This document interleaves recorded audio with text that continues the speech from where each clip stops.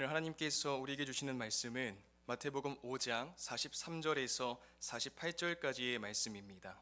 신약성경 마태복음 5장 43절에서 48절까지의 말씀입니다. 신약 6페이지에 있습니다.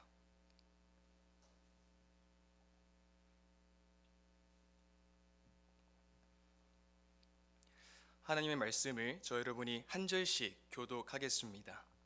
또 내 이웃을 사랑하고 내 원수를 미워하라 하였다는 것을 너희가 들었으나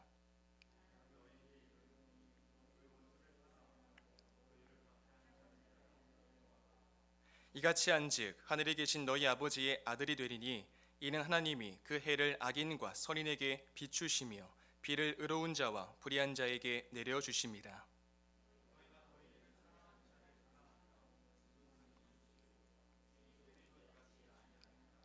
또 너희가 너희 형제에게만 무난하면 남보다 더하는 것이 무엇이냐? 이방인들도 이같이 아니하느냐? 다 같이 읽습니다. 그러므로 하늘에 계신 너희 아버지의 온전하심과 같이 너희도 온전하라. 아멘. 1921년 어린이라는 단어를 공식화하며 1923년 5월 1일 대한민국 최초의 어린이날을 만든 분이 계십니다. 아마 성도님들께서도 너무나 잘 아실 텐데요. 어린이는 보호받아야 하는 존재임을 한국 사회에 가르친 한국 어린이들의 영원한 대부 소파 방정환 선생입니다. 자료를 찾아보니 그분의 감동적인 일화가 하나 있었습니다. 내용은 다음과 같습니다. 어느 날 방정환 선생님이 밤이 늦도록 책을 읽고 계셨습니다. 그런데 갑자기 창문이 열리더니 복면을 쓴 강도가 불쑥 들어와 시퍼런 칼을 들이밀면서 위협하며 말했습니다. 꼼짝 말고 손들어. 그러자 방 선생이 말했습니다. 아니, 꼼짝하지 않고 어떻게 손을 든단 말이오? 강도가 주춤하며 말을 바꿨습니다. 그럼 손 들고 꼼짝 말어. 그리고 더 이상 잔소리 말고 돈이나 내놔. 그렇지 않으면 지금 당장 죽여버릴 거야. 방 선생은 별로 놀라는 기색도 없이 일어나서 책상 서랍을 열고 390원을 내놓았습니다. 오늘날과 화폐 가치가 다르기에 옛날 돈 390원이면 큰 돈이라고 하더라고요. 돈을 내놓고는 이렇게 말합니다. 내가 가지고 있는 돈은 이것이 전부이니 가지고 가시오. 주인이 태연하게 돈을 주자 오히려 도둑이 점점 불안해졌습니다. 그래서 얼른 도망가려고 돌아서는데 이번에는 방 선생이 큰 소리로 외쳤습니다. 여보시오, 돈을 주었으면 고맙다는 인사라도 해야 할 것 아니오? 깜짝 놀란 강도가 가슴을 쓰다듬으며 욕을 퍼부었습니다. 그래 고맙다. 이 욕을 읽진 않겠습니다. 이 사달이 난 후 날이 밝았고 누가 문을 두드려서 나가보니까 강도와 순경이 방 선생을 찾아왔습니다. 순경이 물었습니다. 선생님, 간밤에 많이 놀라셨죠? 이 사람이 선생님 댁에서 강도질을 했다고 하기에 확인하러 왔습니다. 맞지요? 이때 방 선생이 순경에게 차분히 말하기 시작합니다. 아, 이 사람 말이요? 어젯밤에 우리 집에 왔었지요. 그런데 돈이 필요하다고 하기에 사정이 딱해 보여서 내가 390원을 주었습니다. 그랬더니 고맙다는 인사까지 하고 갔는데요.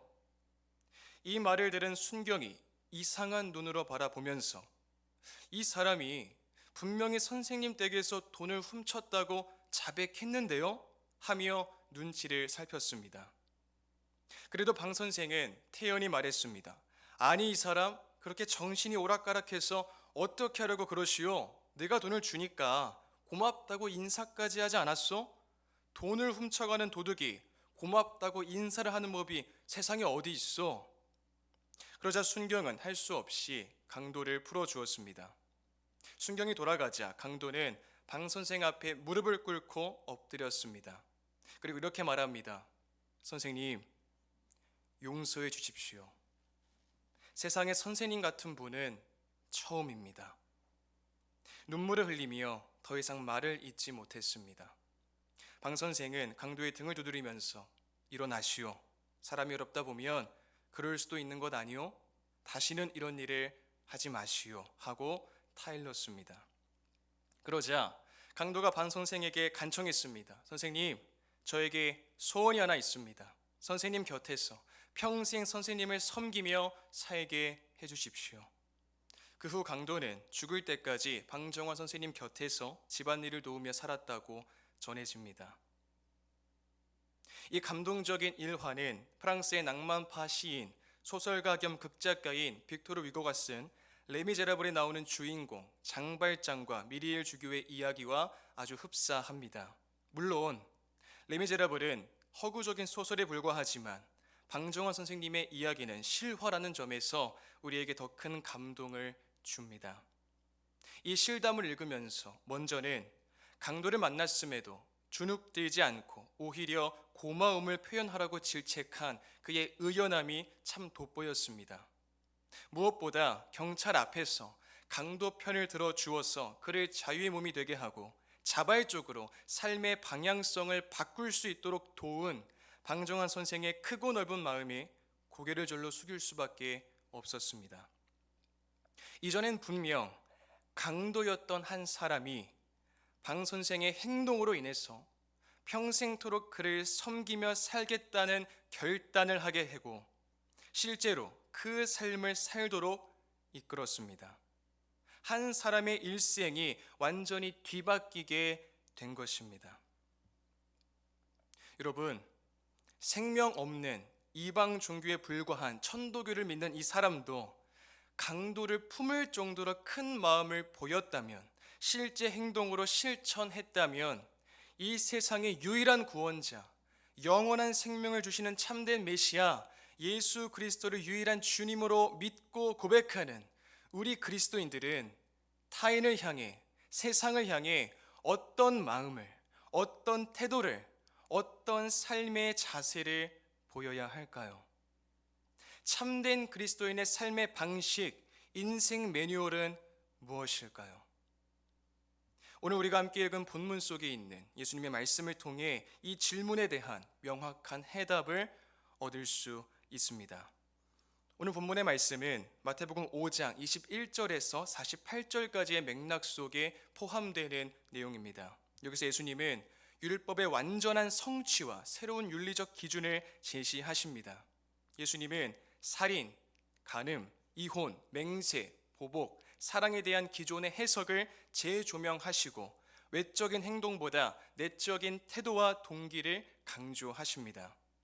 예수님은 형제에게 분노하는 것, 음욕을 품는 것, 불필요한 맹세, 개인적인 보복을 금지하십니다. 이러한 가르침은 단순한 규칙을 넘어 하나님과의 친밀한 인격적 관계를 반영하는 삶의 방식으로서 제자들에게 요구됩니다. 이러한 삶의 방식을 통해서 주님의 제자들이 세상과 구별된 삶을 살도록 하시는 것이죠. 그래서 학자들은 이 구절들을 흔히 반제단락이라고도 부릅니다. 다시 말해 예수님은 살인, 간음, 이혼, 맹세, 복수, 사랑에 대한 본래의 참 의미를 설명하시는 것입니다. 예수님은 그동안 종교 지도자들에 의해 잘못 해석되고 적용된 율법의 조항들을 바르게 해석해 주십니다. 예수님은 본질적으로 율법을 주신 분으로서 율법의 진정한 참 의미를 가르쳐 주시는 것입니다. 그렇기에 여기서 오해하지 말아야 할 점은 예수님이 구약 자체를 고치시는 게 아니라 구약에 대한 당시의 잘못된 이해를 고치신다는 사실입니다. 예수님의 말씀은 율법 자체에 대한 수정이 아닙니다. 율법에 대한 피상적이고 왜곡된 이해에 대한 수정입니다. 그러므로 구약의 율법과 예수님의 말씀은 결코 다르지 않습니다. 오히려 율법이 예수님을 통하여 더 선명하게, 더 정확하게 해석되고 이해되는 것입니다. 그리고 예수님은 율법에서 한 걸음 더 나아가시죠. 예수님은 살아계신 하나님의 아들로서 성전보다 더 큰 이시며 솔로몬보다 더 큰 이십니다. 그렇기 때문에 구약의 율법을 뛰어넘고 확장되는 본질적인 생명의 메시지를 주실 수 있는 것입니다. 이러한 예수님께서는 과연 우리에게 어떻게 말씀하실까요? 오늘 보면 43절과 44절 함께 읽겠습니다. 시작. 또 내 이웃을 사랑하고 내 원수를 미워하라 하였다는 것을.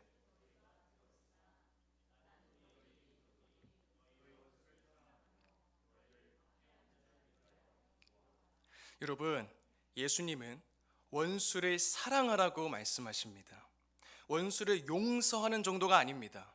원수를 사랑하라고 말씀하십니다. 예수님은 내 원수를 미워하라 하였다는 것을 너희가 들었으나 라는 구절로 말씀을 시작하시는데요. 사실 구약 성경은 결코 원수를 미워하라고 말씀한 적이 없습니다. 신명기 7장과 시편 139편 등에서 유사한 말을 발견할 수는 있지만 학자들의 견해에 따르면 그것이 곧 원수를 미워하라는 의미는 아닙니다. 그럼 왜 예수님께서 이렇게 말씀하신 걸까요? 뒷부분을 주목해야 합니다. 너희가 들었으나, 그렇게 이해해 왔다는 것입니다. 그래서 예수님이 너희가 들었으나 라고 말씀하시면서 구약 성경 자체를 수정하시는 게 아니라 구약 성경에 대한 잘못된 해석을 수정하여 말씀해 주시는 것입니다.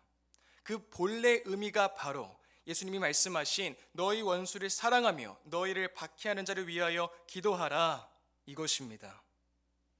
당시 유대인들은 원수를 미워하는 것을 당연시했습니다.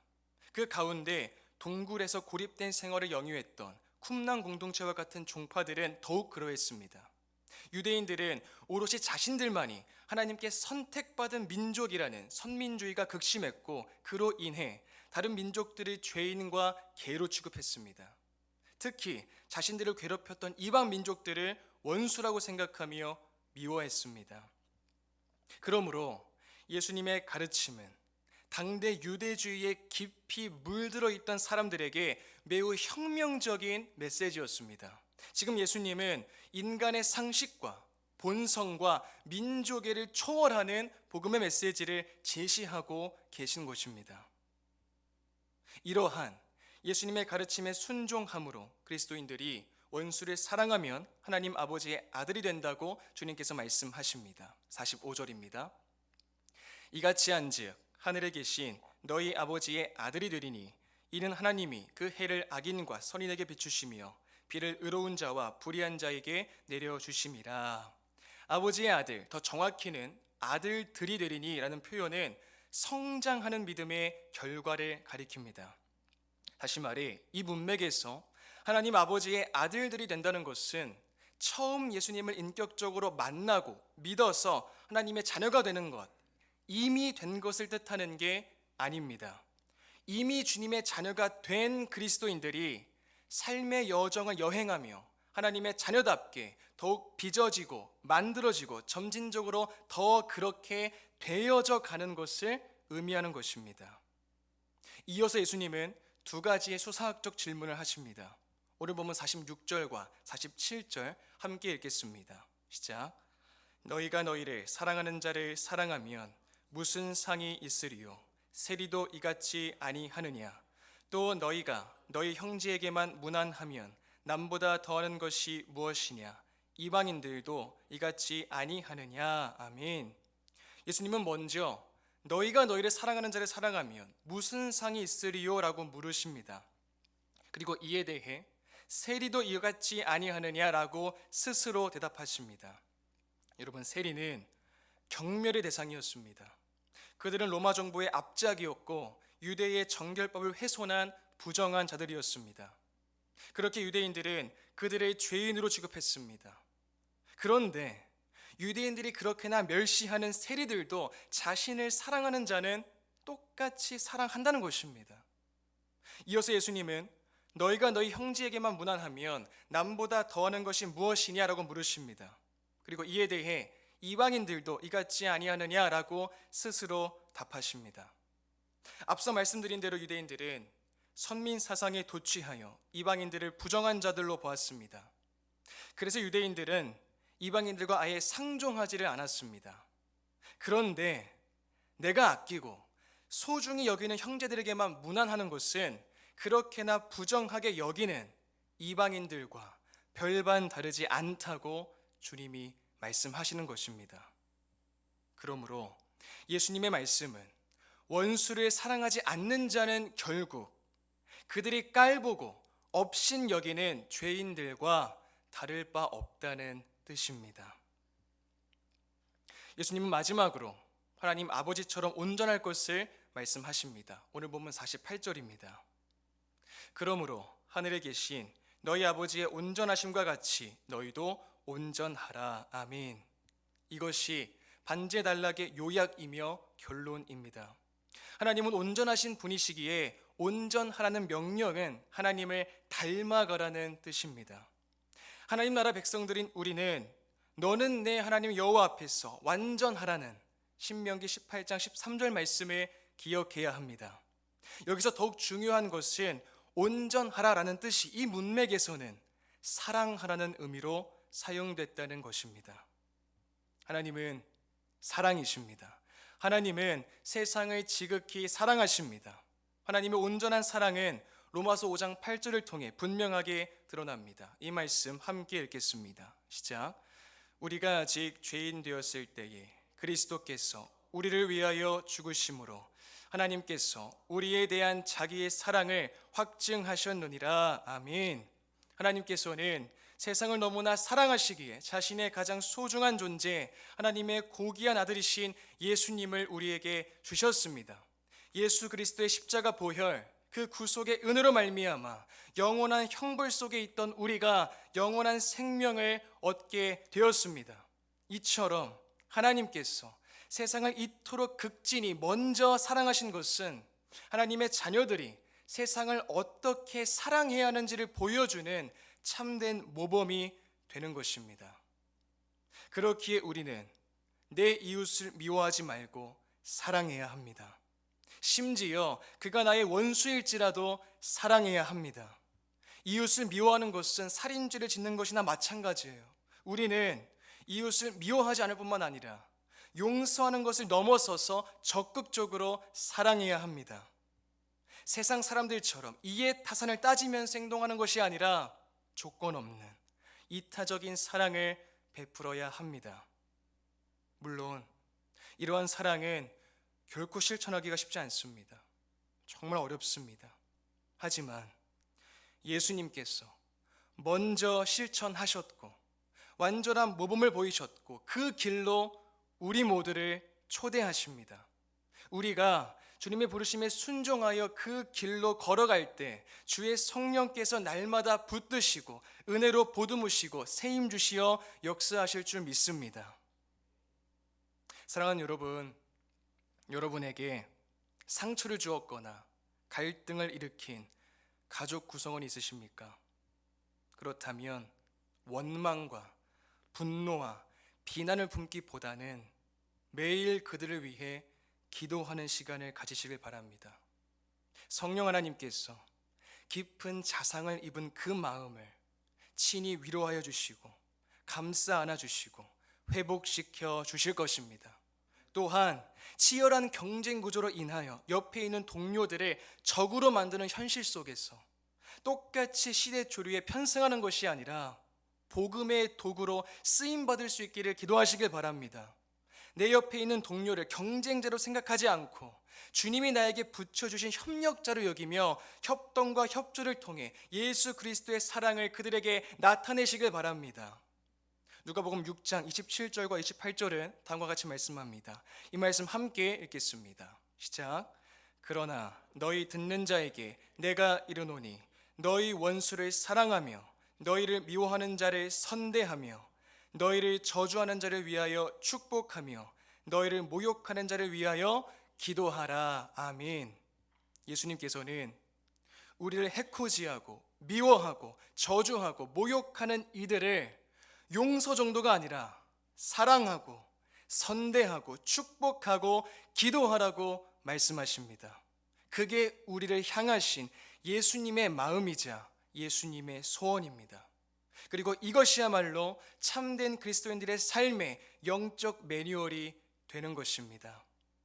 이 예수 그리스도의 마음을 품고 원수까지도 사랑하는 주님이 몸소 보이신 이웃 사랑을 우리 삶의 현장 속에서 날마다 실천할 때 현대판 레미제라블이 계속 기록되어 세상에 널리 전파되고 우리 일상을 통해 예수님의 복음이 전해지며 그로 인해 악인들이 변화되는 놀라운 성령님의 역사가 일어날 줄 믿습니다. 예수 그리스도의 사람들인 우리 한 사람 한 사람이 그 감동적인 작품의 주인공들이 다 되어서 주님이 기뻐하시는, 주님이 사용하시는 복음의 도구, 말씀의 도구로 쓰임받으며 하나님의 역사에 참여하는 가장 복된 인생길을 걸어가시는 모든 성도님이 다 되시길 주님의 이름으로 축복드립니다. 함께 주신 말씀을 생각하며 기도하겠습니다. 예수 그리스도의 마음을 품고 먼저 본을 보이신 주님을 본받아 원수를 용서하는 것을 넘어 사랑하고 직면한 모든 상황과 관계 속에서 주변 이웃들을 사랑함으로 삶의 모습을 통해 예수님의 복음을 전하며 어둠으로 범람한 세상을 환하게 비추는 빛의 자녀들로 영광스럽게 살아갈 수 있도록 지금 합심하여 기도하겠습니다. 하나님 아버지 감사합니다. 주님, 주님의 마음을 품길 소망합니다. 저희를 향한 그 주님의 마음, 그 주님의 소원이 우리의 소원이 될 수 있기를 원합니다. 주님, 이 약한 세상 속에서, 참으로 혼탁한 이 세상 속에서 세상의 가치를 따라 살지 않고 주님 말씀의 가치를 붙들며 영원한 생명을 주신 그 주님이 걸어가신 길을 본받아 따라 동행하고